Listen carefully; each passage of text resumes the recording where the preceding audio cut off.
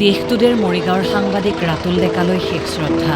পথ দুৰ্ঘটনাত জীৱন হেৰুৱালে জ্যেষ্ঠ সাংবাদিক ৰাতুল ডেকাই। মঙলবাৰে নিশা ঘৰলৈ গৈ থকা অৱস্থাত দুৰ্ঘটনাত পতিত হৈছিল জ্যেষ্ঠ সাংবাদিকজন। বুধবাৰে পুৱা জিলা মিডিয়া ক্লাবৰ শেষ শ্ৰদ্ধাঞ্জলি প্ৰয়াত ৰাতুল ডেকালৈ। সাংবাদিকজনৰ শেষ শ্ৰদ্ধাত শোকস্তব্ধ মৰিগাঁওবাসী।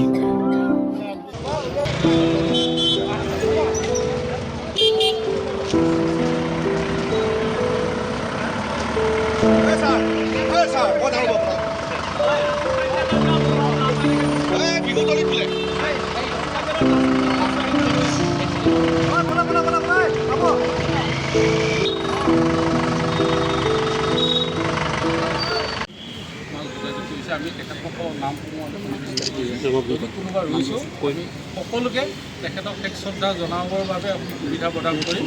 তাৰ কাৰণে কোনেও যাতে ৰাইজক নকৰে।